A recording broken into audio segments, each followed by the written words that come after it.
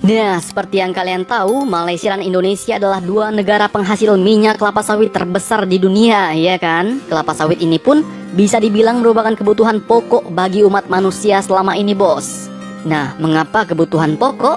Hal itu pun disebabkan karena kelapa sawit ini merupakan bahan baku untuk memproduksi berbagai bahan kebutuhan pokok kita sehari-hari. Mulai dari minyak goreng, sabun, kosmetik, coklat, lilin, pelumas, tinta, sampai dengan pakan ternak, bos. Bahkan kini kelapa sawit ini sudah bisa dibuat menjadi bahan bakar nabati untuk kendaraan bermotor. Bukan kaleng-kaleng kan?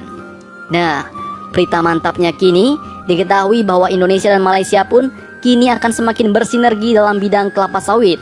Sinergi ini pun diwujudkan melalui penandatanganan nota kesepahaman atau MOU Palm Sat Oil atau limbah sawit Indonesia oleh Malaysia, di mana nantinya Indonesia akan terus mengekspor limbah sawit yang berupa sludge oil ini sebanyak 2000 ton per bulan selama 2 tahun ke depan, bos.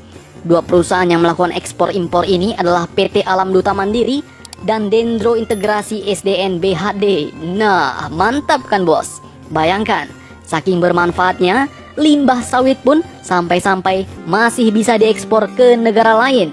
Kementerian Perdagangan Pakasan pun menyambut baik pembelian Palm Sludge Oil Indonesia ini oleh perusahaan asal Malaysia tersebut.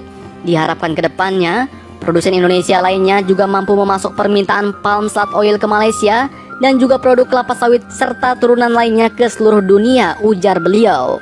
Nah, perlu kalian ketahui, bos, sawit ini pun bisa dibilang zero waste atau bebas sampah. Karena setiap bagian dari kelapa sawit ini bisa dimanfaatkan bahkan sampai ke limbah-limbahnya. Salah satu limbahnya ada yang disebut dengan sludge atau lumpur ini bahkan diekspor sampai ke Malaysia.